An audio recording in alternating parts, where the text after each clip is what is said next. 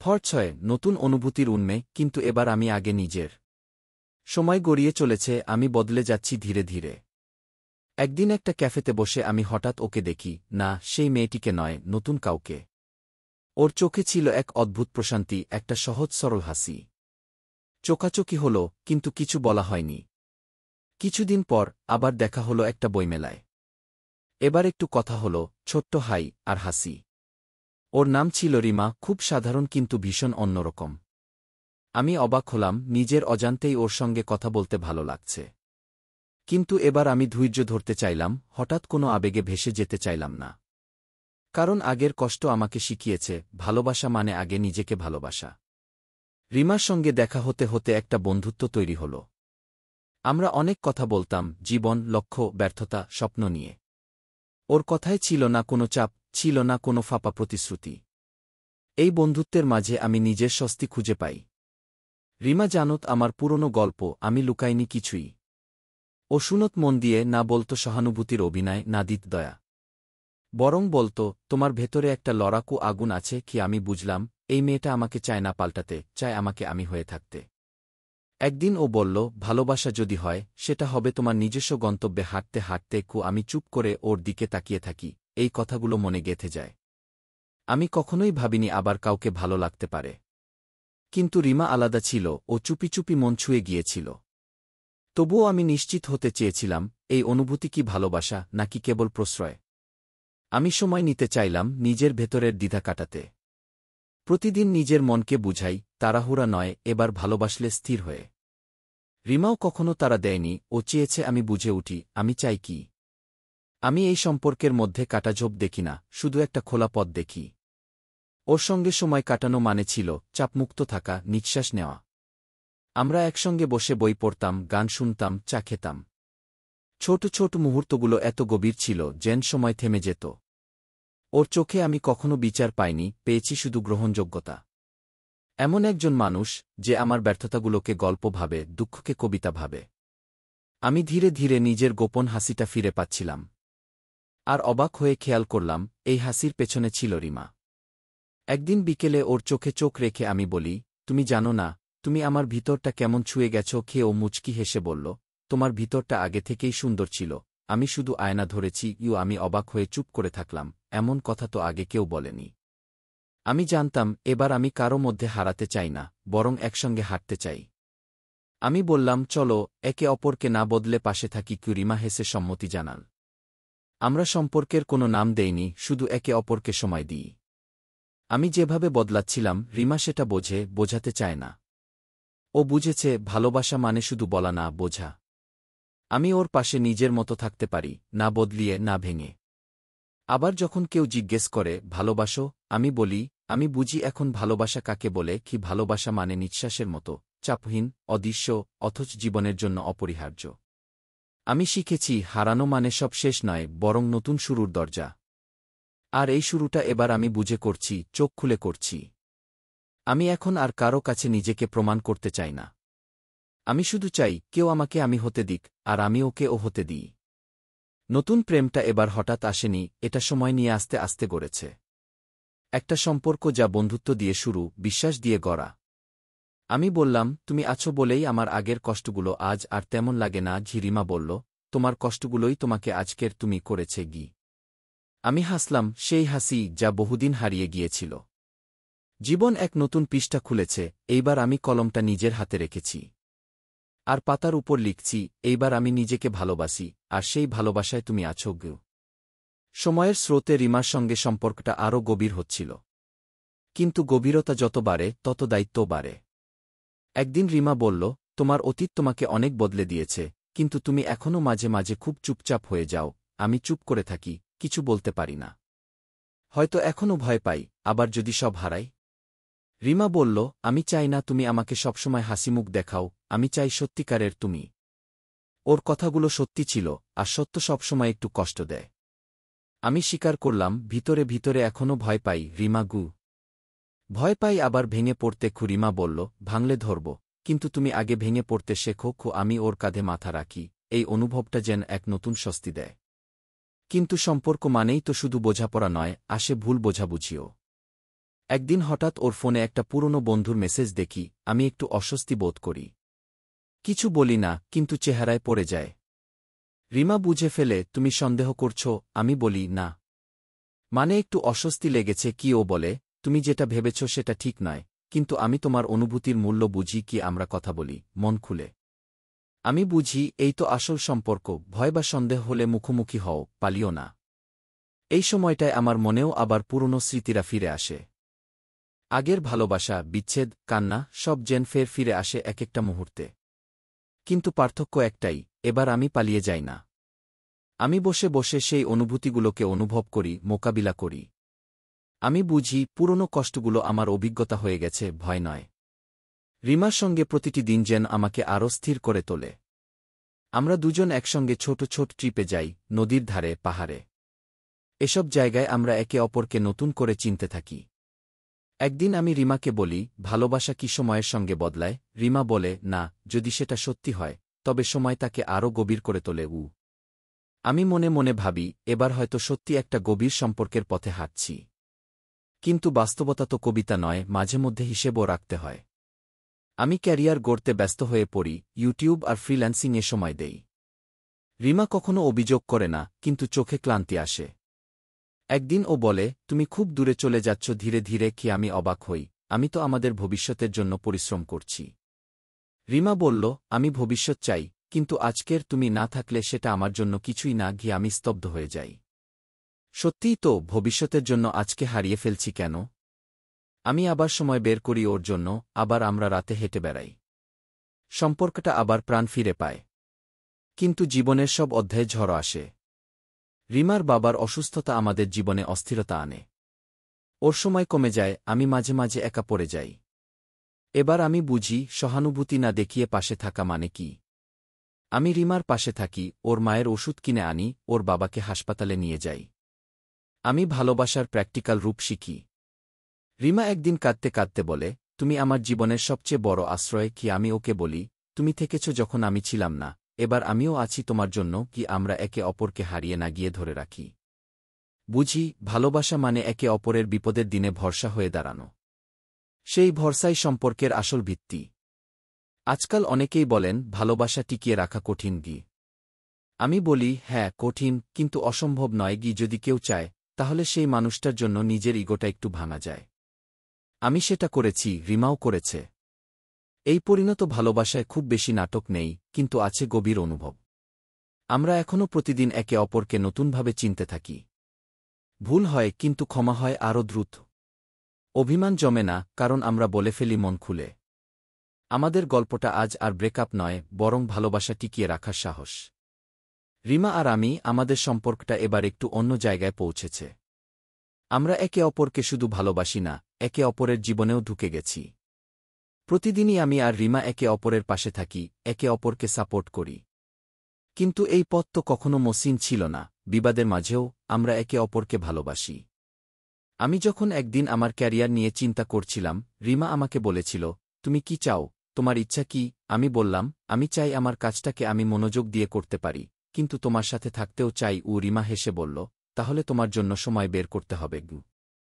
আমিও ভাবলাম, রিমার কথাটা ঠিক, কিছু হারাতে না চাইলে কিছু পেতে গেলে ত্যাগও করতে হয়। আমি একদিন সিদ্ধান্ত নিলাম, এবার ক্যারিয়ারেও একটু ব্যালান্স আনব। রিমার সাহায্যে আমি নতুন একটা ব্যবসা শুরু করলাম, ডিজিটাল মার্কেটিং এজেন্সি। রিমা আমার সঙ্গী হয়ে সব সময় পাশে দাঁড়াল, আমাকে সঠিক দিশা দেখাল। আমি জানতাম জীবন এগিয়ে যাবে, কিন্তু এবার আমি চাই আমার পাশে সঠিক মানুষটা থাকুক। একদিন রিমা আমাকে বলল, তুমি তো সব সময় মাথার উপর কাজ নিয়ে থাকো, কখনো কি আমাদের ভবিষ্যতের কথা ভাবো? আমি একটু থেমে গিয়ে বললাম, তুমি ঠিক বলেছ, আমি নিজের জীবনের দিকে বেশি মনোযোগ দিয়েছি। কিন্তু আমি জানি আমাদের ভবিষ্যৎ কেমন হবে। রিমা আমাকে খুব আগ্রহ নিয়ে বলল, তাহলে আমি জানি তুমি কি ভাবো। আমি বললাম, চলো আমাদের ভবিষ্যৎ একসাথে তৈরি করি। তার কিছুদিন পর, এক সুন্দর সকালে, আমি রিমাকে প্রপোজ করলাম। সে আমার চোখে তাকিয়ে হেসে বলল, তুমি তো জানো আমি তোমাকে ভালোবাসি। তবে তোমার প্রস্তাবের অপেক্ষা করছিলাম। আমরা দুজনে একে অপরকে জড়িয়ে ধরলাম। এই মুহূর্তটাই যেন জীবনের সবচেয়ে সুন্দর সময়। আমাদের এই নতুন জীবন শুরু হল একসাথে চলার সিদ্ধান্তে। রিমার পরিবার যখন জানতে পারল, তারা খুব খুশি হয়ে গেল। আমাদের একে অপরকে বুঝে চলা এখন সম্পর্কের ভিত্তি, এবং প্রতিটি মুহূর্ত আমরা একে অপরকে স্বীকৃতি দিচ্ছি। কিছুদিন পর রিমা এবং আমি আমাদের প্রথম এক্সক্লুসিভ ভ্রমণ শুরু করলাম, মালদ্বীপ।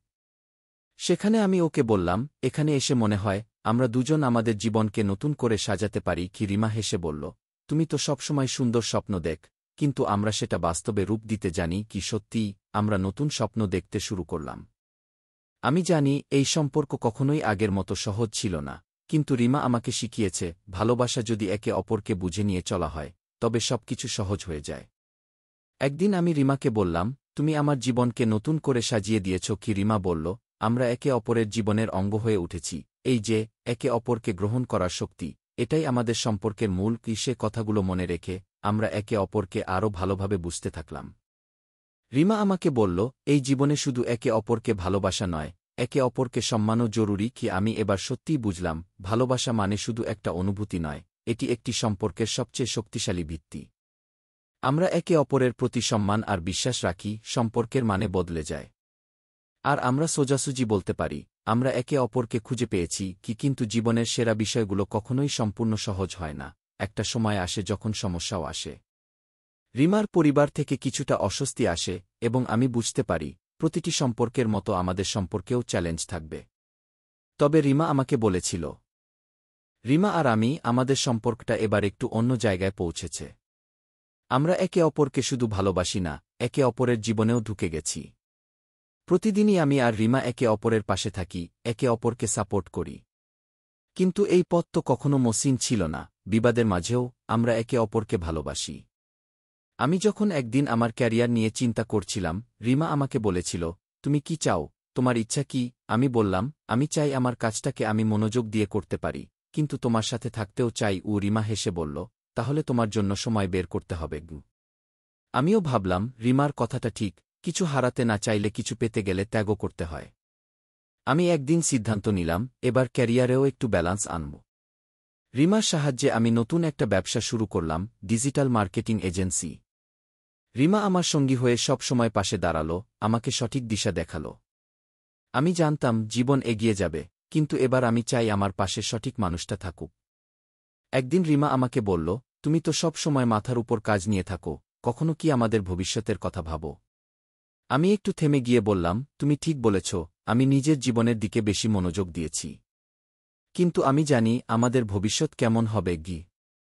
রিমা আমাকে খুব আগ্রহ নিয়ে বলল, তাহলে আমি জানি তুমি কি ভাবো। আমি বললাম, চলো আমাদের ভবিষ্যৎ একসাথে তৈরি করি। তার কিছুদিন পর এক সুন্দর সকালে আমি রিমাকে প্রপোজ করলাম।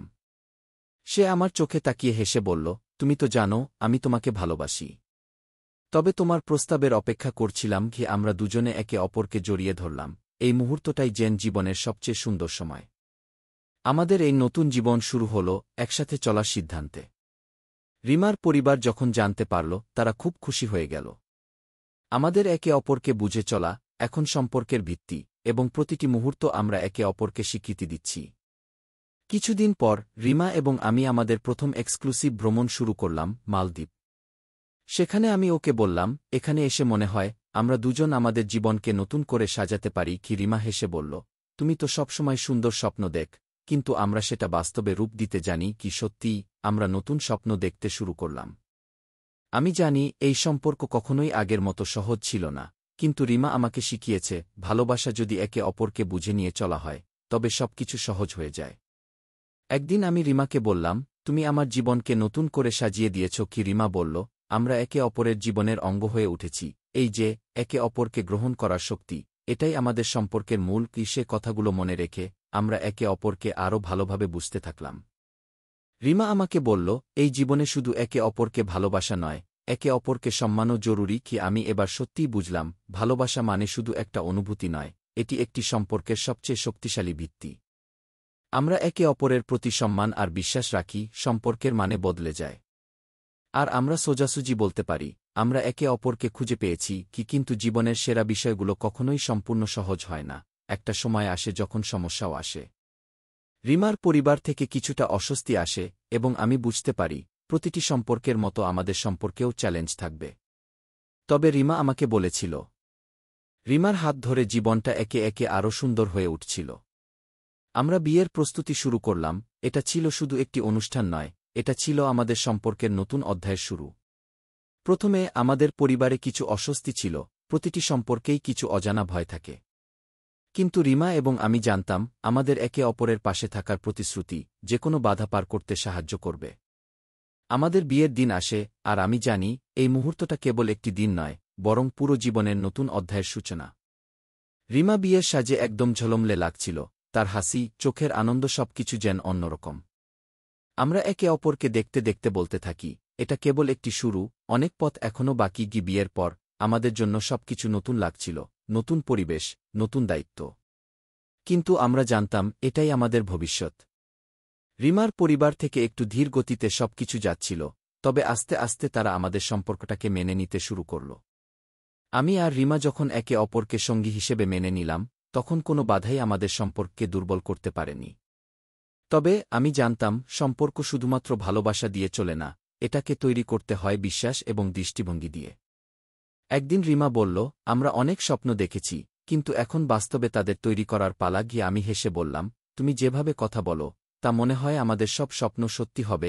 তারপরে আমরা নিজেরাই সিদ্ধান্ত নিলাম, একটি নতুন শহরে বসবাস শুরু করব, যেখানে আমরা দুজন একসাথে আমাদের জীবনের নতুন দিগন্ত খুলব। নতুন শহর, নতুন পরিবেশ, একটু চাপ ছিল, কিন্তু আমরা জানতাম একে অপরকে সমর্থন করলে সবকিছু সহজ হয়ে যাবে। রিমা আমাকে বলল, এই শহরে নতুন করে শিখতে হবে, নতুন মানুষের সাথে মিশতে হবে। আমি বললাম, আমরা শিখব একে অপরের থেকে, আর নতুন বন্ধুত্ব তৈরি করব। আস্তে আস্তে আমরা একটা নতুন জীবন শুরু করতে লাগলাম, একে অপরকে আরও ভালোভাবে জানার চেষ্টা করলাম।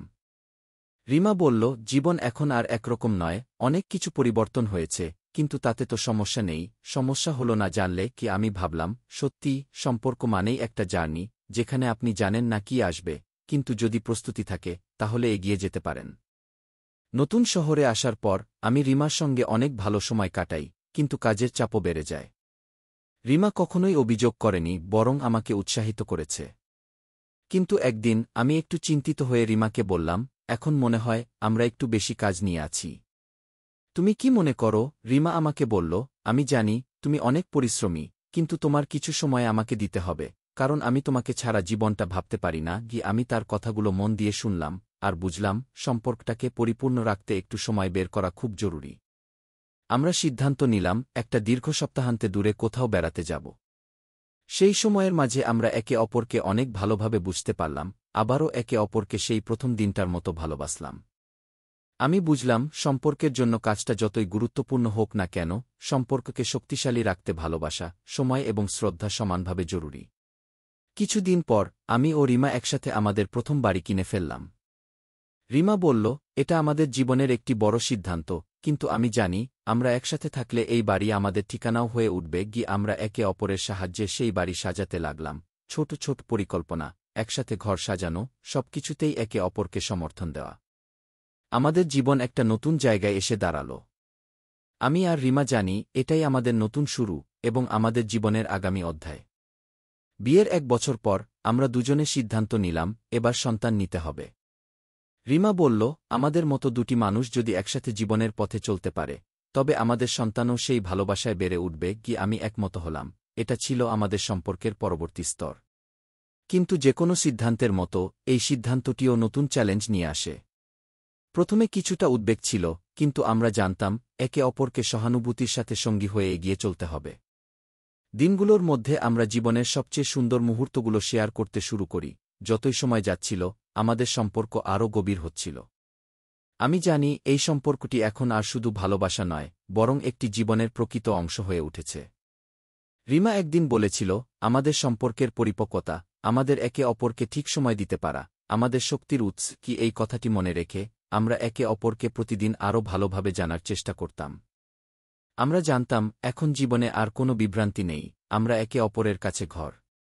একে অপরের পাশে থেকে আমরা জানতাম, আমরা যেখানেই থাকি না কেন, আমরা একে অপরের জন্য আছি। সময় পরিবর্তন হতে থাকে, কিন্তু আমাদের সম্পর্কের মূল শক্তি একেবারেই অপরিবর্তিত থাকে।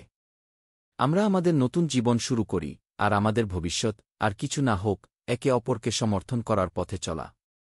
আমি জানি, ভালোবাসা কখনো হারায় না, এটা শুধু একে অপরকে চিনতে শেখার ব্যাপার।